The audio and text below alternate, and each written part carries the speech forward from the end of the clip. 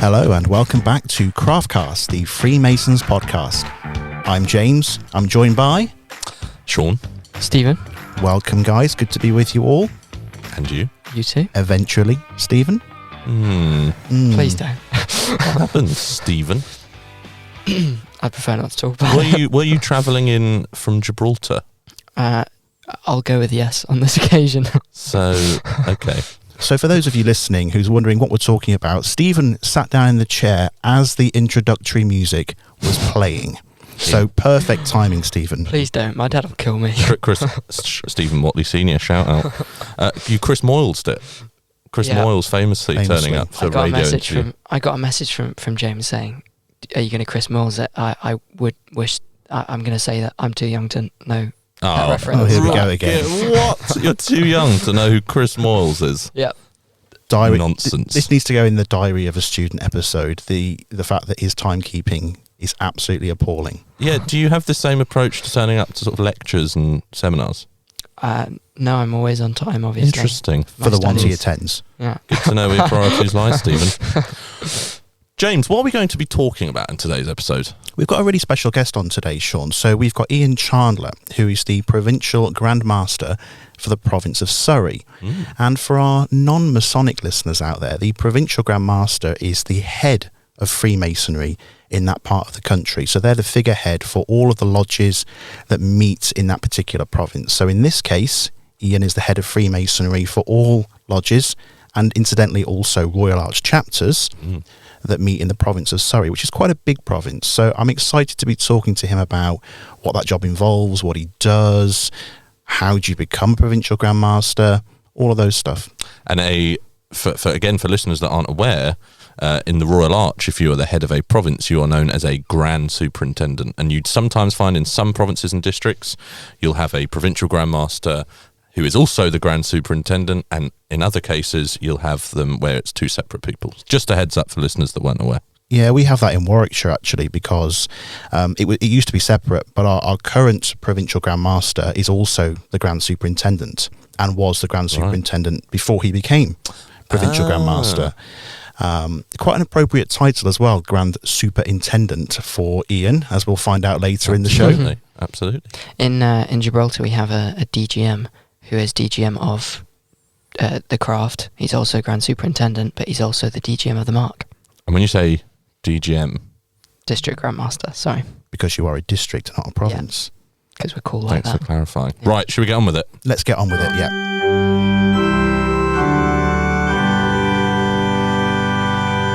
So, Ian, welcome to Craftcast. Can we start by asking you, how did you become a Freemason? I became a Mason through my primary hobby, which I'm always at pains to point out, which is fishing. And I got chatting to my local fishing shop owner, my fishing tackle shop owner, Bob, and I got to know him quite well. I was one of the main investors, shall we put it that way. And he was a Mason. I got chatting to him in the tackle shop, and his buddy Alan, who's still a member, invited me to join, and I joined through fishing really. And it was a great experience back in 1999. So it wasn't a terribly long time ago, but I know on your list of questions it says, do I remember it? Well, yeah, I remember it like it was yesterday. I mean, we all do, don't we? Yes. I didn't really have a clue what I was letting myself in for, if I'm honest, in those days. Bob was a very traditional guy, and he didn't tell you anything. Absolutely nothing. No. And I found out afterwards why. He really didn't know a lot. Oh, right. I mean, seriously, he didn't know a lot about Freemasonry, and I was quite inquisitive, because when I remember my initiation, there were lots of questions that came to me immediately. And but the first thing I must say is that the ceremony itself absolutely spoke to me. And I was hooked straight away, no pun intended. I was absolutely hooked.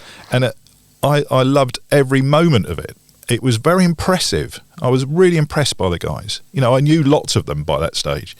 It's always nice, I think, when you know people in the lodge that are doing a ceremony for you. Very much so. And Bob was mildly dyslexic and had put himself out to initiate me. You know, and it was quite clear that he'd put in a massive effort to do that. And it was hugely impressive. So yeah, I was a very enthusiastic young member, but I will say this as well: I was the young member. I was the young guy in an old lodge, and that did have some challenges for me, and so that's helped me, I think, in the role I now have, because we've got lots of guys who are out there find themselves in a similar situation, and we need to support them, don't we? I have to say as well that when you said you were initiated in 1999, Mr. Watley across from me there gave me a wry smile, because just to remind us, Stephen, what year were you born? 1999. Goodness me. Yeah, Ian. Absolute child. Sorry, Ian. Yeah. In fact, I was born in November, so you're probably initiated before I was born. March 99. So There you go. There you go. Absolute child. Mind you, I remember well when I was in the police service. We may touch upon that later. That I used to go and talk to young detectives and people when they joined, and very often the whole of the audience were born after I joined the police. That was always a horrible moment. But anyway, Apologies for making you relive that. And Ian, you gave reference a moment ago to the role that you now have as a Provincial Grand Master. For the curious listeners out there, how do you become a Provincial Grand Master? Because, as we said with the Programme Master, we assume that you don't just get a letter on the doormat saying, we'd like you to be a PGM. There must be some background conversation and discussions that go on first. Yeah, very much so. I mean, it's the Deputy Grand Master's responsibility to report to the Grand Master, and indeed the Grand Master's Council have the responsibility to advise the Grand Master on senior appointments, including Provincial Grand Master. That's the formal process. Of course, the informal process is that it depends. It depends which province and what the circumstances are. Sometimes it's pretty clear and obvious. There's a man who's ready to go as the deputy and probably quite well known here, whereas on other occasions in a province they may not know the team quite so well, and they'd come and talk to a few people. But there are informal chats that go on, and of course then the Deputy Grand Master will talk to you specifically about the role, and of course you've got to be able to give the time commitment, because it's not a part-time role really. Certainly in the larger provinces like my own, I don't think there are many of my colleagues that are in full-time employment. There are some, but yeah, it's pretty full-on. So you've got to give the time commitment, and yeah, you've got to understand what the role is and what you're gonna bring to it. Really. How many lodges do you have, and how many members in your province? So I've got a large number of units, bearing on a Grand Superintendent as well. So I've got 240 odd lodges. Wow. And just over 100 Royal Arch chapters. So I've got the thick end of 350 units in my province, and I've got 5,000 members. So we've got rather too many lodges, but again, that's very of a similar experience across the country. And is there a sort of a specific set amount of time that you think needs to sort of gone by from being initiated to becoming Provincial Grand Master? Is there a sort of set level of experience that must be met? No, is the answer. I've always been of the view in life and in Freemasonry, if you're good enough, you're old enough. It's the Rooney factor, isn't it? As they used to, when he was first picked for the England team, they'd he's far too young. Yeah, with the fact that he was the best footballer in Europe at the time. That's what it's all about. If you can do the job, then why absolutely. not? Yeah. And it's down to skills and experience, whether that be from your working life or in Freemasonry. Most of my colleagues, and me included, have been involved in provincial affairs in some form or another on their journey. I came up through the charity route. And this was another lesson I learnt very early on. I was working on provincial committees when I was a Master Mason, and it's not unusual today to see that, is it? Whereas certainly, not so long ago, that would be unheard of. It was, goodness me, a Master Mason on a provincial committee. Yeah.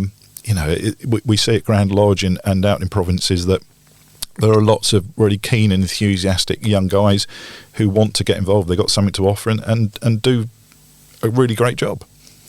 So, Ian, in terms of your role as Provincial Grand Master of Surrey, I guess in your professional life you would have had a lot of experience working within that area within Surrey, because you were a police officer in Surrey, weren't you? I was, yeah. So how important do you think that knowledge is of a particular area for you to be a successful PGM?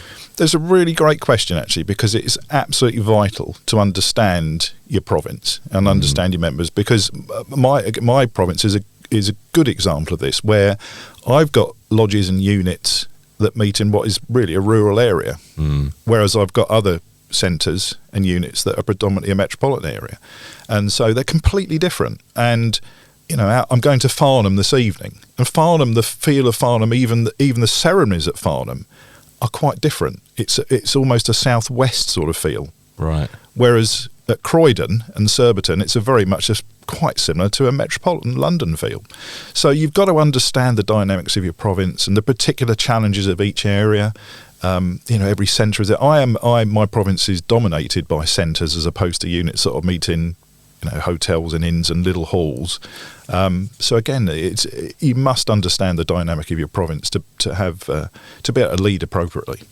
You were talking earlier about getting into Freemasonry through your hobby of fishing. As Provincial Grand Master, presumably there's an expectation for you to get out there and visit all the corners of your province. Does that ever then become more of a job, would you say, than a hobby as it is for many members? How do you square that circle? Again, really great question, because there's a balance to be struck. This is a hobby for me, but it's a hobby I take very seriously. Shaun knows that. I've worked with Shaun a lot over the years, so you've got to find that balance that's right for you. Because if it becomes anything near a job, then it's not enjoyable, and people can tell. And one of the roles of a Provincial Grand Master is to make sure that people see that you're having fun and enjoyment, because they feed from that. And if they see that you're struggling a little bit, they know. And it's so important that you get the balance right. So, my members and people think, oh, you're out every night. I simply am not out every night. I try and get the balance. This week has been a particularly busy week. The week before, I didn't go out at all in the evening. And next week, I've got a fairly quiet Masonic meetings week. But it's the other things that come with it, of course. I'm sat here with you today in London. We're doing a podcast. I'm off to Farnham tonight. And I've been, as Shaun knows, this is my third trip into London this week. So there's lots of other things that come with being a Provincial Grand Master, not just meetings. The meeting element, of course, is the most enjoyable part. I think probably quite a lot of things in life, if you don't get that balance right and you do too much of all of it, everything's going to suffer, including the Freemasonry. If you just did that and sort of it became too much, I imagine that would be. Absolutely. And I think I'm quite good at that. I think my professional life helped me with that as well. Managing what's really, really important versus nice to be done. And I seem to be able to manage my time and balance my life. My wife's retired now as well. So, I want to spend some time with my wife, and I'm supposed to be retired. I don't know if I ever really have. But it's important you maintain a balance. Hence the fishing, hence my gardening, my allotment, which I'm well known for in Surrey, because it's the first thing I write about in my column in the Surrey Mason magazine every time. And it's what people talk to me most about, ironically. They always come up to me and ask me about the garden and allotment and the fishing. I'd love to just talk for a moment about kind of what goes on behind the scenes in a provincial team and in a provincial office, if we can, because I think a lot of members out there will see a Provincial Grand Master in their dress regalia, in a tailcoat, big formal occasions, Provincial Grand Lodge, installations, etc. But presumably that's not all of your role. It's only a small part of it. So what goes on behind the scenes when you're kind of in an administration role? You're in the provincial office. What does your day look like? Well, the first thing to say is, and going on from your question about me going out, it's a team game. All provinces have, it depends on the size, of course, but they typically, at the very least, would have a deputy Provincial Grand Master, a Provincial Grand Secretary and a treasurer, and some staff, that support and administer. So, I lead that. In Surrey, I've got a large team. I'm very fortunate in that respect. So, of course, I have to chair the executive meetings of the Craft and the Royal Arch, and I get involved to a fair level of detail, but I do rely on my deputies and the Provincial Grand Secretary / Provincial Grand Scribe, and in Surrey the administration of the two orders is in one, which makes my life very much easier. So I it is very much a team game, and that's why it's very important that I pay close attention when I appoint new people into the team, because building a team, I rely on them. And they're not all folks made in my image. I try and pick people with different qualities, with different skills, from different backgrounds. We always get to a better place when you've got different views contributing to particularly the governance of a province. That's really interesting, and I guess something else that you've touched on, Ian, already is your past career as a police officer. How much did your experiences serving in the police force prepare you for life as a Provincial Grand Master, having to, I imagine, deal with some quite difficult situations in both?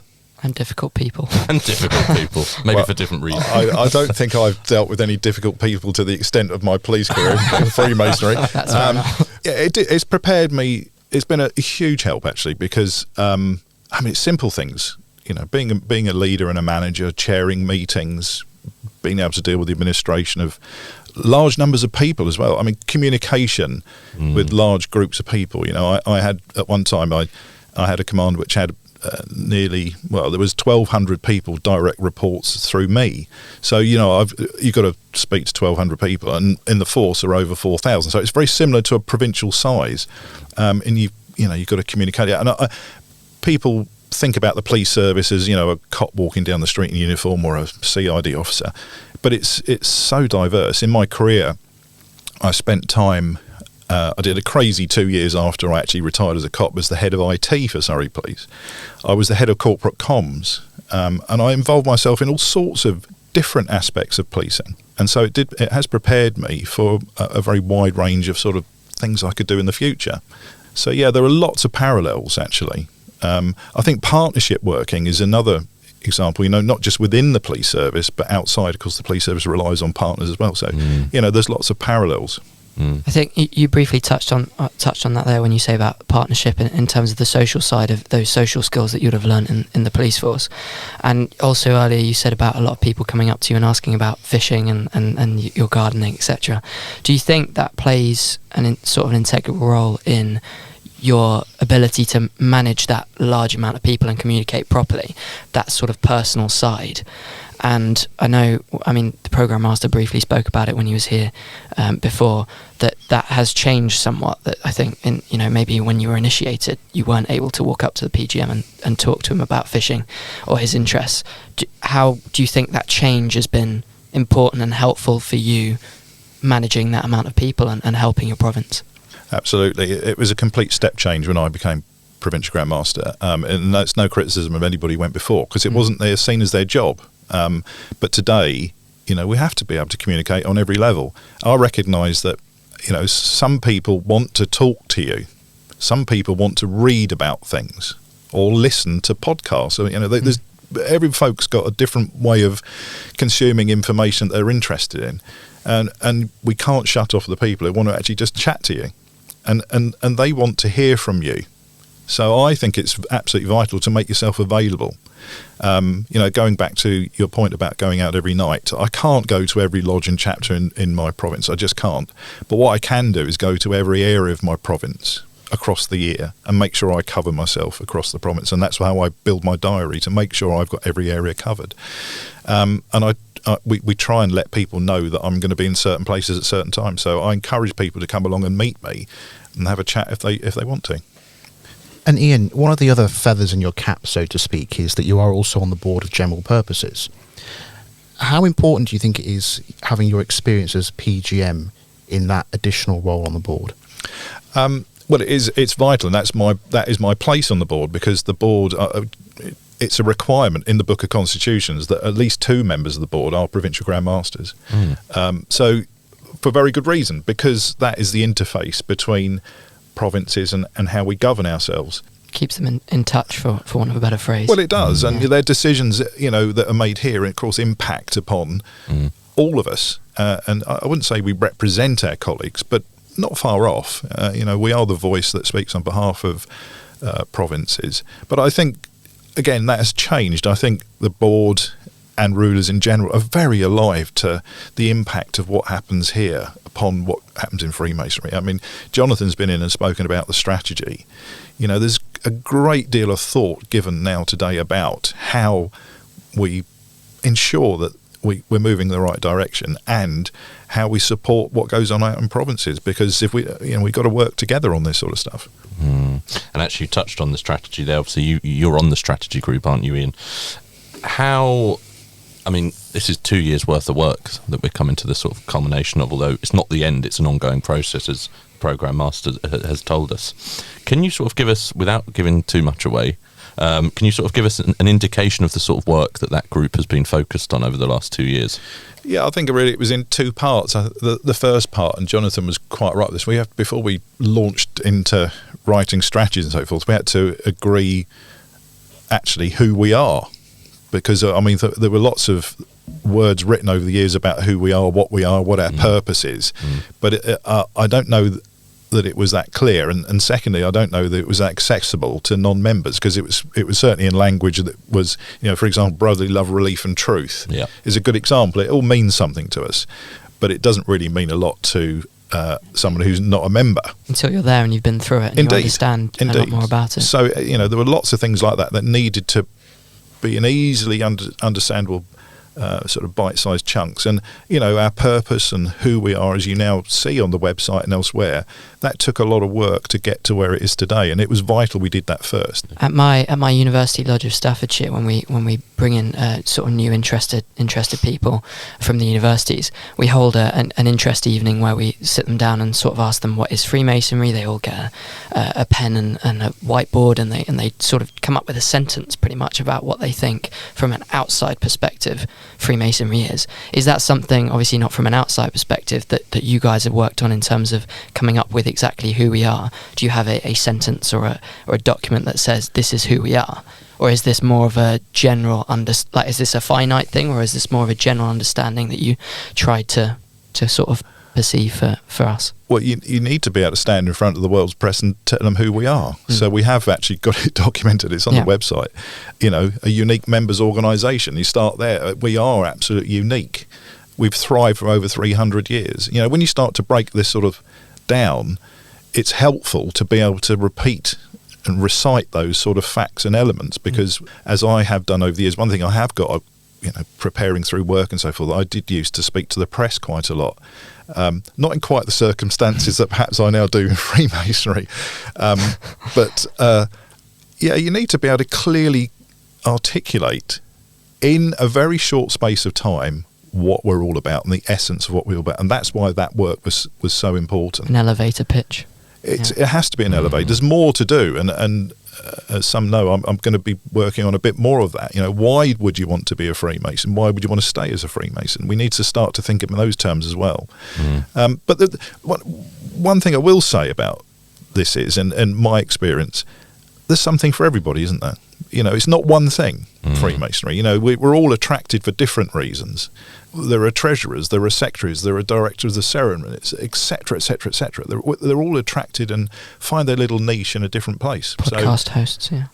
Well, podcast hosts, absolutely. Bottom of the barrel. I'm making no comment at all. We'll wait till we review the end product. Well, absolutely. But obviously 2 years ago, and I mean, it seems like a different world, but I believe the strategy group first met, was it May 2020, which is pretty much the eye of the storm in some ways in terms of COVID. How much do you think the pandemic, I know we don't really like to talk about it now, really, as a society do, it's like we just ignore that it ever happened, but how much what happened, sorry? Yeah, exactly. How much did that impact the work of the group? Did it slow things down? And how much, I guess, was it saved by Zoom and other platforms that are available? I don't think it slowed it down. I don't think Zoom saved it. There's a whole nother discussion point. Yes. I mean, new podcast episode. Well, that's true, isn't it? I mean, the benefits and the balancing of meeting face to face versus Zoom. I mean, I don't know about you, I get very weary on Zoom nowadays, but we have to do it, don't we? And it does make it easier to meet and discuss things. But I think what happened with the pandemic was it's made us think about, we had to communicate in a different way. And actually, I don't know if members realise this, but what happened as a result of the pandemic was the first time that the United Grand Lodge of England directly communicated with its members through the first rising. And it was driven by the pandemic, and it was driven out of necessity. But of course, it was one of the best things from a comms perspective we've done in a long time. And I hope members feel that they are now in touch with Grand Lodge and they hear directly from the centre. And this is another great example of it, because it is so important. Now, I've been at pains in Surrey to remind members. They are part of something bigger, and they are part and members of Grand Lodge. So the pandemic did change. Out of necessity, it changed things, but there's been great benefit from it, no doubt. Is that something sort of traditionally that you think, I mean, obviously another hat that you wear, chairman of the Communications and Marketing Working Party of the board, is that something we do need to get even better at still? So, I mean, the number of times I'm sure we've all been to lodge meetings, and I think to a lot of people, names like the Program Master, the rulers, grand officers are often just people that they toast to. Do you think there's still a lot of work for us to do in terms of bridging that gap between UGLE, often seen as being in our sort of ivory tower, and your sort of standard Freemasons out in the provinces and districts? Yeah, I think there has to be a face to the name. Let's be realistic about that. Jonathan and the rest of the rulers, they're not going to get out around the country and be seen by everybody. But there are ways of doing that, and this is one of them. And there are all sorts of things that we've done with Jonathan and others. An FMT and First Rising, and there are all sorts of channels that we use to stay in contact with our members. There is again a balance to be struck, is we all know we're very keen communicators in this room. Yep. But you can overdo it, can't you? Absolutely. Again, it's another one where you've got to get the balance right. You've got to provide the right quality with the right sort of frequency. And we've only just been discussing that in the last couple of days about what that is. Ian, sadly we're almost out of time, but I just wanted to close by asking you, what would your hopes be for Freemasonry in the next, say, 7 years?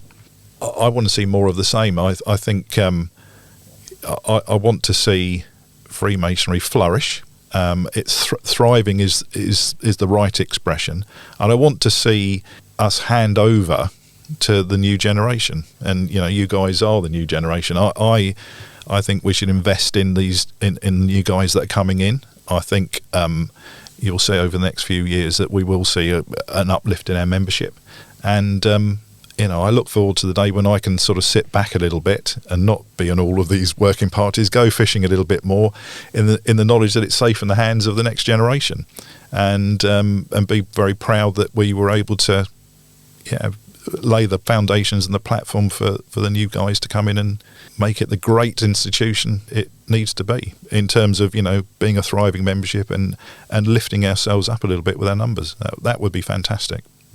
Right, Ian, it has come to that moment of the podcast where we ask you some quick fire questions just to get to the bottom of who exactly Ian Chandler is. So I'm going to kick us off. Your favourite sports team?